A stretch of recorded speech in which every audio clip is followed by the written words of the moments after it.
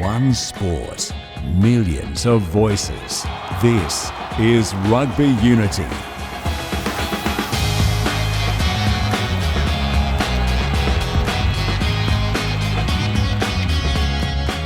This is Rugby Unity. I am David Pembroke, and a big hello to my co-host Eddie Jones. How are you, mate? Good, Pemby. Yourself? Well, to be fair, I am well, but I am irritated because today's program was supposed to be a celebration of women's rugby as we focused on the Women's Rugby World Cup, which is coming up in less than 100 days. We had Emily Chancellor from the Wallaroos organised to come into the studio, and we're going to go back and talk about the history of women's rugby and everything that's good and great about a competition, which I believe is going to be transformative to the game. And I also thought we were going to have the opportunity to speak about the fantastic final of the Japanese competition last week. But unfortunately, we are going to have to speak about this professional rugby competition called R360 because stories have broken in the UK, in the British media, in both the Times and the Telegraph that tell us that this particular competition is on its way and it's due to start next year. And indeed, in the Times, they're talking about bids being made for these franchise leagues. And personally, I think it's an absolute fairy tale. I think it's a distraction. I think it's damaging to rugby. I think it's damaging to rugby's reputation. And we will get into that as we go through the program. And I'm going to make my case for why I think this is a complete fairy tale. But you've been around the game a long time. You were around when the Rugby 12s was floated at one stage. What do you know about Rugby 360? Well, I don't know that much, but I do know that it's fairly real and it won't go away. And I think they are making some progress, and certainly it seems like there's a number of players that have agreed, depending on the money, and they've sold a number of franchises. So it seems like it's moving. And maybe this last bit of publicity is what they're looking for to give it a bit more oomph. So you, as someone who is very tied in and very networked into the elite levels of rugby, believe that this competition will get off the ground as proposed by the date of next year that they're talking about? Well, I think there's definitely a chance of it happening, mate. I think, things are moving. It seems like, they're getting a bit of traction in certain areas, and certainly the players seem to be very interested in it. But they're active. But are you fielding phone calls from people? Because clearly you can't have competitions without coaches. Are people ringing you, seeking your interest? No, I got a preliminary phone call maybe 12 months ago, but I haven't heard anything since. And I've got enough to do here in Japan, mate, without worrying about some other competition. Well, my assessment of where we are in terms of this latest publicity is that this is the last gasp. This is a concept that is in desperate trouble. And this is the last hope that they may have of trying to stand something up, because as we go through the program, I'm going to make the case for why this will not happen next year. It will not happen the year after, and it will not likely happen in 10 years. So let's jump into it. So setting aside the fact that most of the players that they would want to field these teams, which are going to play next year, apparently, are already contracted to their clubs and countries, and that the second window of where this competition is going to be staged in the second part of next year. Well, that actually clashes with the Rugby Championship. So let's just leave those things to one side. Now, and again, there are two stories here, and I want to go through one of them. So I don't have time to go through both, or we don't have time to go through the Telegraph story. So I'm going to focus on the Times piece that was written by Alex Lowe. And yes, you know very well that I have my history with the Times, and it's got nothing to do with this. But I just think it is an irresponsible piece of journalism. It's running out of steam, and we need to do everything we can to knock it over, because it's being presented as some sort of antidote to all of the problems in professional rugby. And I'm no apologist for World Rugby, and I think people who have listened to this program over the last few weeks would understand that I have been critical of the governance. I have been critical of the decision-making, but I just cannot see that this is going to do anything other than create damage. It's self-interested, and it's really not going to help us. So let me make the case for why this dog won't hunt. So for me, the threshold question is, and again, we have discussed it on the program, the priority for World Rugby, as stated by its chairman, Brett Robinson, is to ensure the future financial sustainability of member unions, and through them, the professional and community clubs who are the members of those member unions. So how can this privatisation of the elite and of the professional provincial game address that priority? So I put that question to you, Eddie Jones. If this is a privatisation of the professional end of the game, how is that going to help World Rugby? Well, I don't think it's the actual 360 that's going to help World Rugby, but I think it might be the catalyst for change. And I think as we've spoken about on this show previously, rugby's in a bit of a mess at the moment, and there appears to be little desire to do things quickly to change it. And maybe something like this that really shakes it up, a little bit like what happened to World Series cricket. Cricket around the world was in pretty dire way, and World Series cricket came in. They only paid the top players, and they paid them a lot to play cricket, and it changed the way people thought about cricket. Not only with the way the administrators looked after the game, but the way that fans looked at the game. And I think that's the opportunity for this R360 to do that. I don't think there's going to be any direct benefits, but the catalyst for change is the most important thing here. Yeah. Okay. So you think then ultimately the game will benefit from some growth that will come from R360, that somehow this competition will be able to expand the appeal into new markets that will then derive benefit to the game of rugby? Yeah. Well, if I just go back to the show we did a couple of weeks ago, a week ago, where you were very complimentary of F1 and how they present the sport. This concept appears to be following the same sort of parameters. Go into a city, have a big event, play games, get new fans because it's exciting. All the new players come into town. They put on a road show for a week and capture new fans. And, that's exactly what F1 does. And that's exactly what you were saying was so positive. So, I think there's some sense in what they're trying to do. Obviously, they're doing it for money. But I think, as I said, the catalyst for change is going to be important. All right. Well, to be clear, what I was saying is that when in that assessment of F1 were what were the things that we could learn, what were the things that we could take.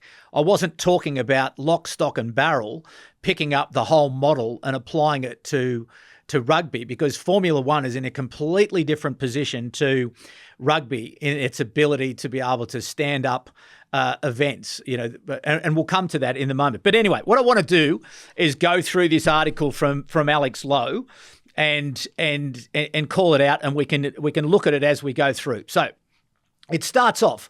Team owners from the Premier League, Formula One and NFL have submitted bids to buy franchises in the revolutionary Global Rugby Union competition that is due to be launched next year, the Times understands. Now, that is an incredible claim. Bids. So that they are saying that people have made bids. Now, there's no detail as to who these particular people are. And in fact, we are rugby, or this particular concept, is appropriating the reputation of Premier League, Formula One and NFL for this headline. But bids? Are we at the stage now that people are bidding? That attention-grabbing claim is completely unsupported with evidence.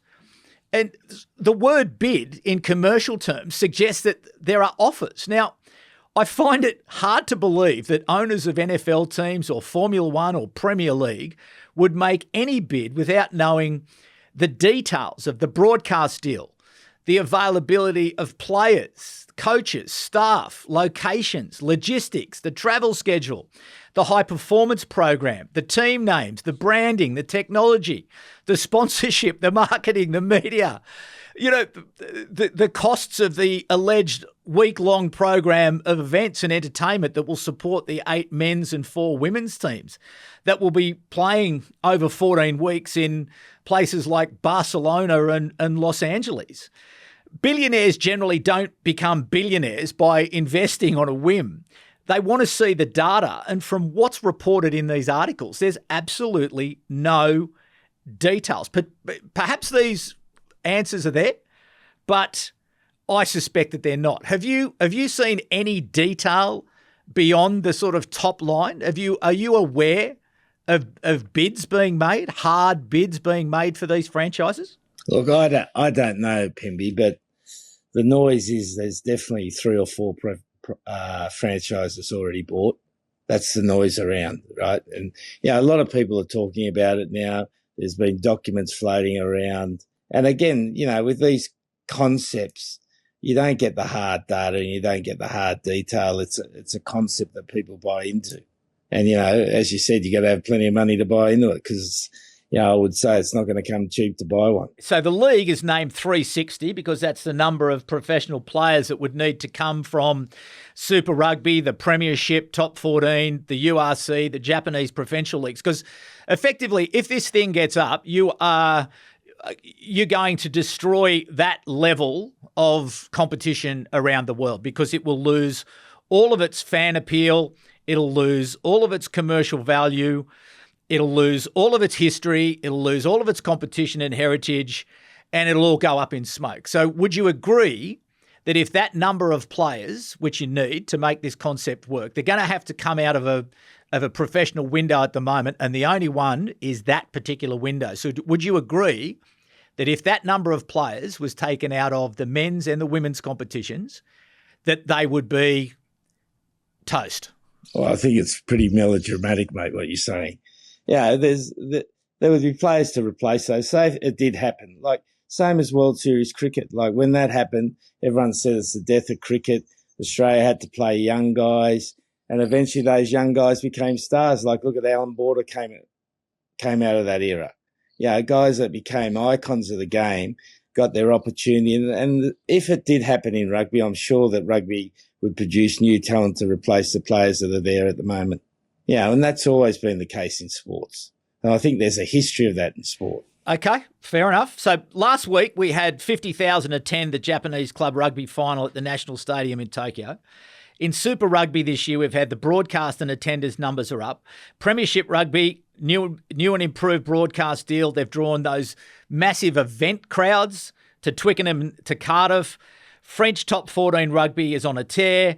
The European Rugby competition was compelling, and the game itself has been more entertaining than it has been in years. So why would we compromise that by introducing a new professional competition? Why wouldn't we work to support the improvements that are taking place incrementally rather than moving into this new dramatic, completely over-the-top concept that really looks to me totally unsustainable? And we'll come to that in a minute. Well, I reckon, mate, the way you present data, you could get a job at the Times. Like, we've been talking about how bad rugby is financially, and it definitely is. It definitely is. And I'm not arguing that this thing is going to solve it, but it might be something that shakes everything up, that does allow the game to get healthy again, because it's not healthy at the moment. Well, we'll come to these details. To me, just the whole thing falls over when you really dig into it. But anyway, scores of play, according to the article, according to Alex and his sources, scores of players have been signed. Now, I don't doubt that fact, because if you've been offered £1 million, which is again the reported number, for 14 weeks' work, as it's been presented, people are going to take that. But I'm sure that the people involved in this and the promoters of this competition, their heart's in the right place. Look, I don't know, nor have I ever met Mike Tyndall, Stuart Hooper, Mark Spoors, or John Lofhagen, who are the team, according to Alex, who are behind this R360. But And I don't doubt in any way that they think they're doing the right thing, but I just can't see that rugby is so broken that this idea will fix it, because I agree with you that there are challenges, but I don't think that this looks anything like a solution. But anyway, let's keep going. According to Alex and the Times, whoever was whispering in his ear, the 14-week season would be held in different cities, utilising stadiums like Tottenham Hotspur Stadium in London, the rebuilt Nou Camp in Barcelona, and venues in Los Angeles and New York. So, okay, that's where we're going to be playing these games over 14 weeks. So let's start to jump into this in a bit more detail. So we've got 8 men's teams, 4 women's teams. So let's assume everyone plays each other once. So that's 8 weeks, leaving room for a final series of, let's say, 4 weeks and 2 weeks for buys, because you're going to need at least 2 weeks of buys to cover all the global travel. And I'm sure the Players Association will have a view about player welfare. And I think the other thing to remember with this is that this isn't golf. This isn't, driving a car. This is a harsh contact sport that takes time to people to recover from. And if you're flying all over the world, to me, it doesn't seem feasible. You'd need a heap of time for recovery. Would you agree with me that 14 weeks is unrealistic, Eddie Jones, and that you can't play week in and week out, particularly if you're flying all over the world? Well, I always see, mate, talking to tennis people, the tennis players complain about how much they have to play. And then when a tournament comes up that's going to pay them $1 million to show up, suddenly they got a bit of energy. And sportsmen all around the same, and most of us are the same, mate. If the rewards are that big for 14 weeks, players will be able to cope with it. And certainly I don't think you'll have any problem with the Players Association. It's doable, mate. It's doable. All of it's doable. Okay. You're saying that you will get the performance out of the players and the risks to their long-term health of playing, like flying all over the world, setting up, playing these competitions, that in the time frame outlined, that it could happen. You're saying it's possible. Oh, I think it's definitely possible. Look at the Nations Cup, mate. They're asking teams to fly to Australia, New Zealand, Japan in 3 weeks to play 3 games, World Rugby, right? If things can be done, it's not ideal. It's definitely not ideal. But again, if the players are going to be rewarded for it, they'll do it. I've got no doubt about that. Okay, so let's be sensible about it. Well, if someone offers a player, if someone offers, Richie Moanga, say Richie Moanga gets £1 million for Toshiba now, right? If someone offers him £1 million for 14 weeks, but you're going to have to travel, what do you think Richie's going to say, as an example? Well, you don't have to be Einstein to work out what he's going to say. He's going to say, yes, mate. And that'll just mean that there'll be compromises in training. The recovery you have to do has to be better. It'll be difficult, definitely difficult, mate. But if the incentives are big enough, people will do it. Okay. What this doesn't calculate, this 14-week period, is a pre-season. And my understanding, having consulted with a few people, is you need a minimum of 4 to 6 weeks to prepare for a competition. Would you agree with that? Well, you used to, mate, but no one gets that now, mate. That's, Well, how long do you get in a pre-season? From one season to the next. Most countries around the world have around 6 to 8 weeks. But we're not talking about players playing out of season here, are we? We're talking about players playing in season. Sure. Right, and rugby has generally become a yearly sport. So we're not talking about players playing out of season. So you're getting some bad stuff, mate. You're getting some bad data. Why do you think that's bad data? You think that, okay, but in season? Because mate, they're not out of season, mate. They're in season to start with. Like, let's not put dreams around this. This is something in season. They'd have to opt out of the competition to play in another competition. But they're hardened, they're ready to go, and they can play. Okay, so there'd be no need for any. How long would you need then to prepare these teams or these players to play in these new teams? Well, mate, to provide the spectacle that people are going to want to go and pay to go and watch. Okay, so I'll give you a rhetorical question here. How long does the test team have to prepare? 10 days, 2 weeks? Maximum, depending. It depends. Maximum 2 weeks, right? You got to prepare a team, put the team together. So they're going to need 2 weeks to put the team together. Yep. So that's ticked off. That's done. Okay. So we've got 2 windows. So that's added another 4 weeks to the 14 weeks that we've got. So we've got 18 weeks that we're now trying to find the window to put this competition in place. But let's say that happens. And at one point, I just wonder, though, we're talking about releasing players then to be able to play in international competitions.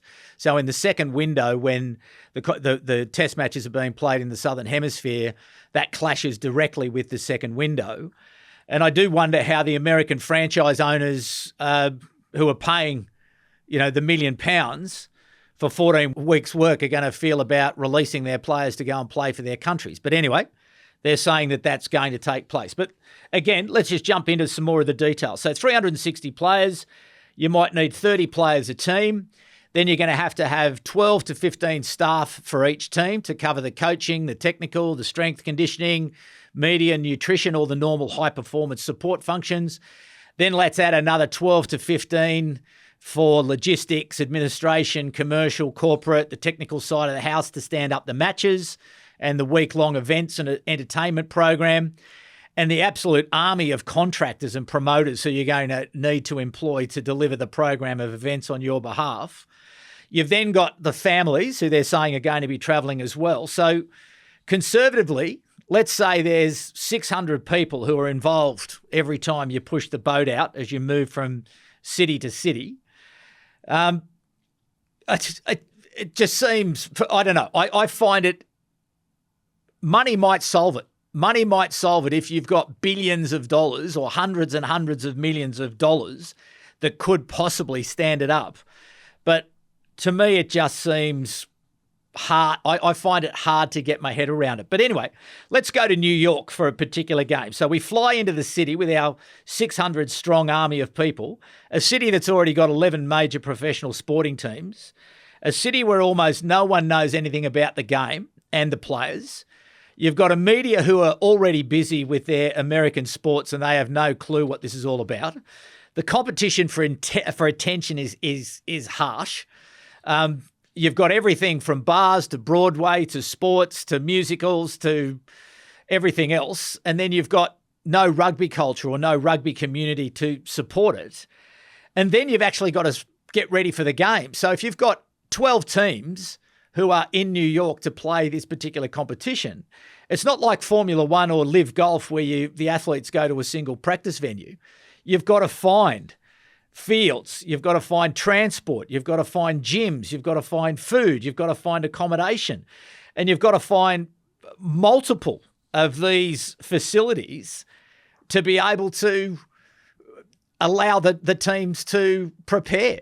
So do you see that as an obstacle? Oh, I think the finance of it's the obstacle, mate. Yeah, it's all doable. It's all doable, but the finance is the problem. It's going to cost a lot, and they're obviously thinking they're going to get huge television rights for a competition like this. But to me, I look at something like Sail GP, which is the global sailing competition that's been stood up. And when you look at the gaps that they have to be able to move from venue to venue as they go around the world, it takes a lot of time.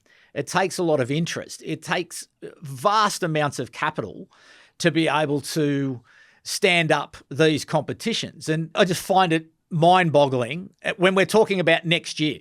When we're talking about next year and we're talking about bids being submitted and we're talking about no details, no facts, no nothing. Now, they may exist, but certainly we, the rugby community, are not being told about what's going on here. And anyway, so let's move on to the next challenge of actually creating some meaning into these teams, because I was lucky enough to be involved, or fortunate enough to be involved in building the Brumbies brand from a blank sheet of paper. And for a brand to succeed, it has to have an identity. It has to be authentic. It has to mean something, particularly in a game like rugby where tradition is important. It's an important part of the heritage. It's an important part of the culture. It's an important part of the appeal. And as you remember, the Brumbies team, we were proudly from the heart of the mountain country, the Australian Southern Alps, and we represented those local communities. We were of the people and we represented them and we made them proud. And there was purpose that was rippling through the organisation. But I just wonder, how do you bring purpose to this type of marketing exercise? Well, I think the purpose is to engage new fans, mate, and to give rugby a new experience. And I think, the tradition of rugby is really important, and we want to keep that. But as we've spoken about, if we want the game to be sustainably successful, it needs to engage new fans. And maybe in a way, tradition then is a barrier to engaging new fans, and a concept like this might be the thing that brings new fans into the game. And can you balance, for instance, if this went ahead, just like IPL did in cricket, right? IPL in cricket, like players stopped playing test matches for a while. They chose IPL over test match cricket, and there was a period of discomfort, and then it all settled down, and the schedules to a large extent matched up, and IPL became a huge growth for cricket. Players got well rewarded. They then went back and played test match cricket, and cricket's probably never been healthier, because one of the reasons being IPL, and the forefront of that was World Series cricket. So I see cricket as a bit of as an analogy for rugby. We're both traditional public school, private school sports, that have fairly how would you call them, traditional administration. There's a big old boy network, strong to the traditions, and maybe we can learn from cricket in this regard. Well, but if we go back to the beginning of World Series cricket, I agree with you that there needed to be action, because I think the Australian Cricket Board was so conservative, and they were restraining the rights of the players in such a way that there needed to be action. But I don't think the players in rugby at the moment are so downtrodden that they need to be able to engage in this professional league to recover their position in any way. I just don't see it. I think they are fairly compensated at the moment around how the game has been able to create, the full envelope of funding. And I think we would all like to see players paid more, but they need to share more of an expanded pie. And I just think that all this does, for mine, it introduces risk, it introduces uncertainty, it introduces doubt, because while ever this thing is floating around as a potential, you've got players talking about it, you've got clubs wondering about it. So where does it sit in terms of negotiation? Imagine any of these provincial competitions and clubs that are going to sponsors for renewals for next year. Every sponsor is going to be saying to them, well, what about this league? Is it going to get up? Is it not going to get up? It's going to create so much havoc that it is just not worth the risk. And I don't think we need a big bang solution, as you're suggesting. I think we need incremental change. I think we need incremental improvement. And I think we need to work together, because I think what you'll find is, just like in the early days of World Series cricket, nobody watched it. Nobody watched it. I'll never forget those crowds where they played at Football Park in Adelaide. Nobody was there. And my fear would be that if this thing gets off the ground, no one would turn up to start with, because the games are largely meaningless, and that no one would ever, people wouldn't come back, and the damage to the support longer term would be substantial. And look, for those of you who've listened, like last week, you'll remember how we spoke about World Rugby's governance and the speed of decision-making and how it needs to change and improve. It's true, but having some artificially constructed, privatised competition that threatens the existence of so many stakeholders, it's just not the way forward. I personally find the thing a giant turn-off and a waste of time and attention. And we're talking about this when we should be talking about Richie Moanga, Toshiba, 50,000 people. We should be talking about the Lions tour to Australia. We should be talking about Rugby World Cup. This is a complete and total distraction. It's undermining the sport, and it needs to stop it. And so the most damaging part for me is this uncertainty and doubt.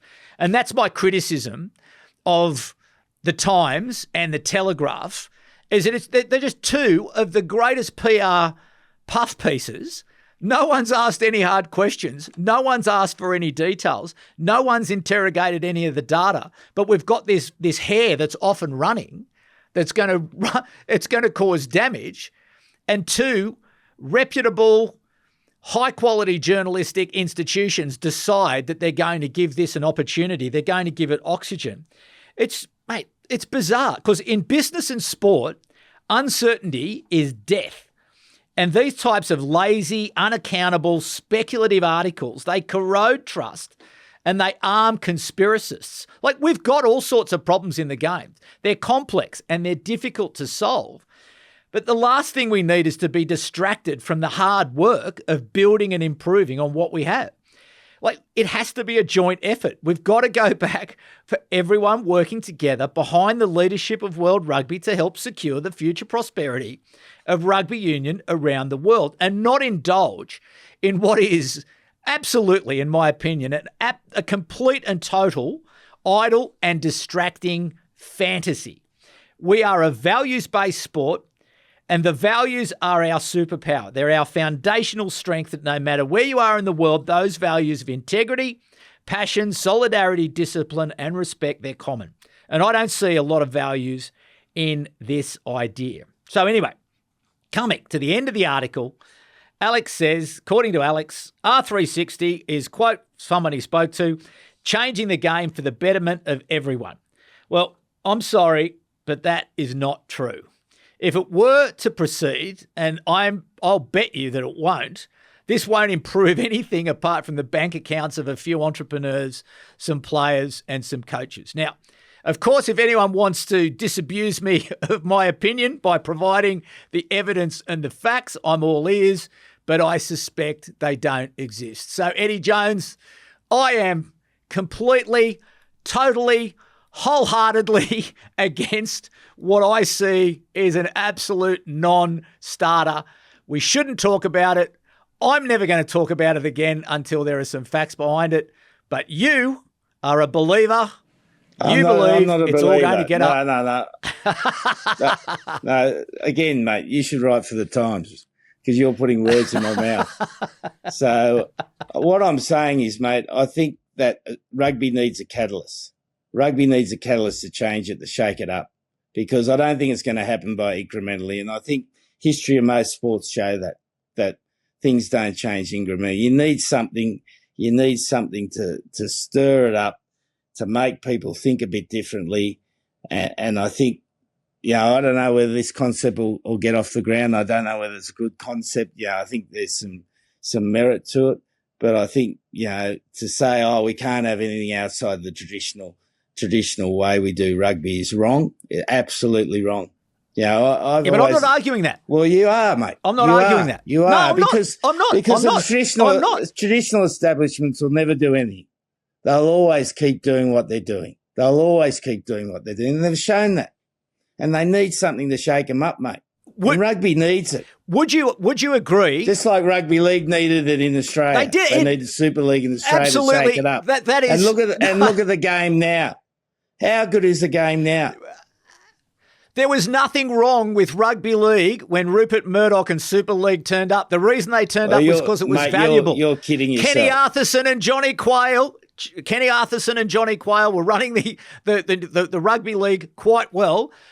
Super League was a disaster for the sport, and thank God it happened because it helped us as a professional sport in rugby back in 1995, because in the town that we were in during Super League, half the people who used to support rugby league walked across the road and came and supported us because they didn't want a bar of it. That the improvements in rugby league, I think, have got little to nothing to do with with what happened with Super League. But anyway, we'll park that. But back to your point about you're saying that I'm in the corner of saying it doesn't have to change.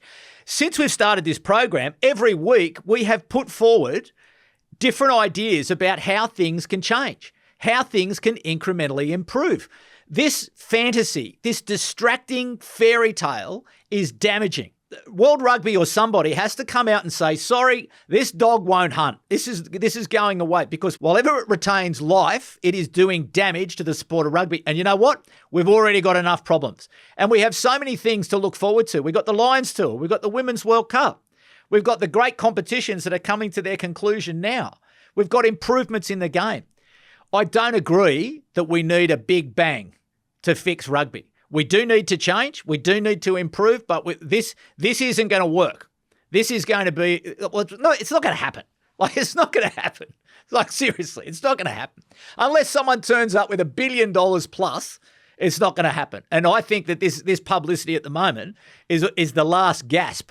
So hopefully in a week or two, we're talking about the fact that this has gone away and we can all go back to the hard work collectively of incremental improvement. And that means people who are in positions of power, such as the Executive Board of World Rugby, such as the Council of World Rugby, such as the leadership of all of the unions, that they start to be entrepreneurial, that they start to put the fans at the centre and they start to make the changes. But anyway. But that's the problem, mate. That's the problem. You've hit the nail on the head. Those administrators aren't entrepreneurial because they don't want to make mistakes, mate. When they get in those positions, they don't want to make a mistake because then they don't get their ticket to the next World Cup. So you go out of the way and try to do something different and they miss out on what they're there for. Well, let's keep the heat on them. We will keep the heat. Like, I think in the mate, you've just made an argument for the opposite there. No, I haven't. I haven't. You have, mate. No, look, what?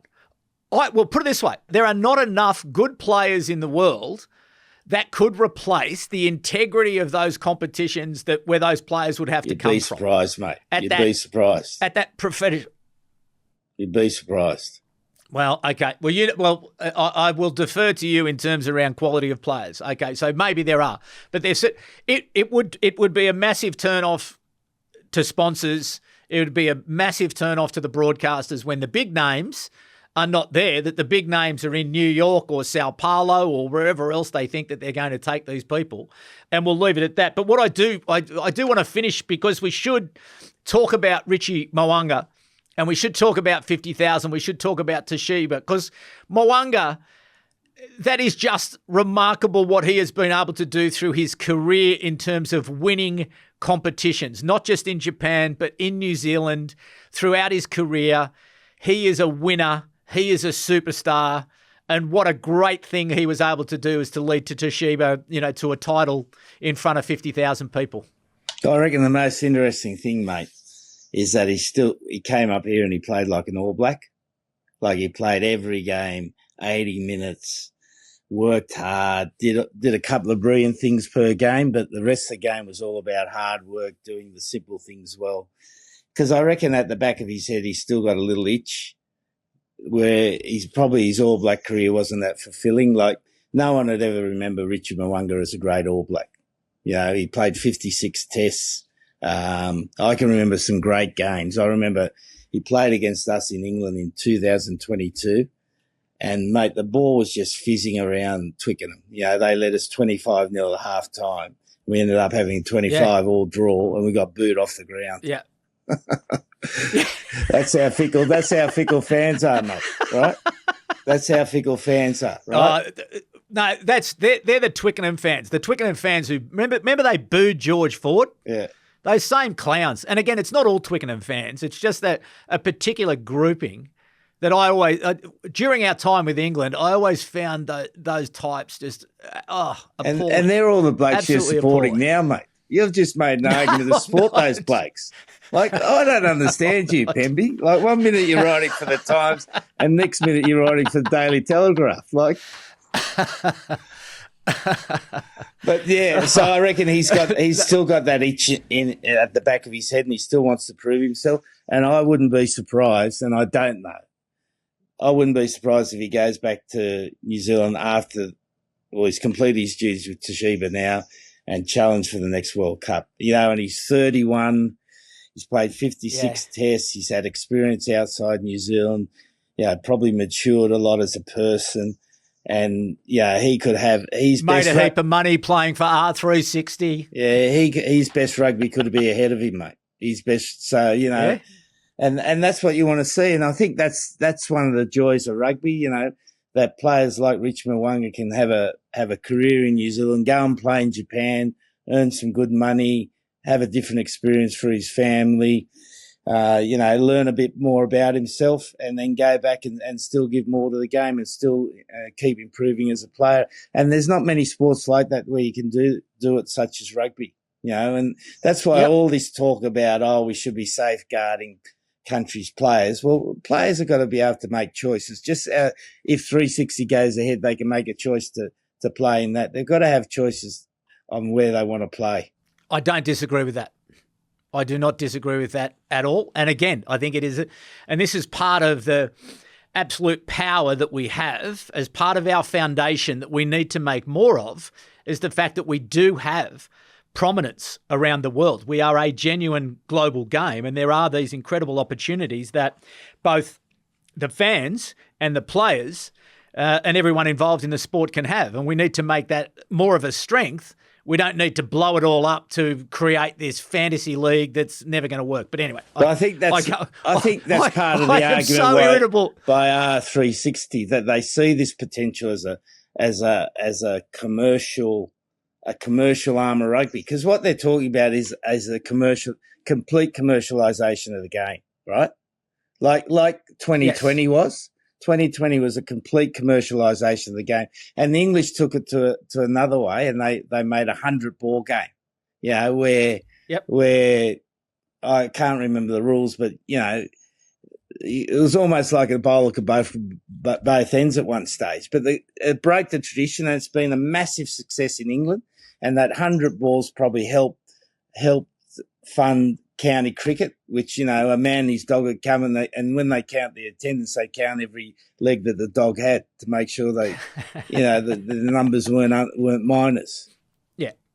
Well, anyway, we could go on, but I think you have made your case, I have made my case, and we will leave the audience to decide where they sit on R360. So thanks again for everyone who is liking and subscribing and sharing, because we're getting great feedback, anecdotal feedback. There was a fantastic TED Talk that was written by one of our audience on YouTube, and I'd commend people to actually go and have a read of that. Very thoughtful. And really, it's just been wonderful to see the reaction that we've had. So we made some content last week with Eddie Jones about his views on the Lions players, and you'll be seeing more of that over the next couple of weeks. But we had, I think, over 80,000 views on TikTok. So there you go. See, this is what happens, people. If you hit that share, you hit that like, you hit that button, the algorithms start to react to that. So please do that, because that helps us to build a bigger audience, to get the message out about this podcast, which, as I say all the time, is simply about helping to secure the future prosperity of rugby union around the world. And we want you to be a part of that conversation. So Eddie Jones, for another week, we'll let you get back to work. I will get back to my day job, but please be kind to each other. My name is David Pembroke, and it's bye for now.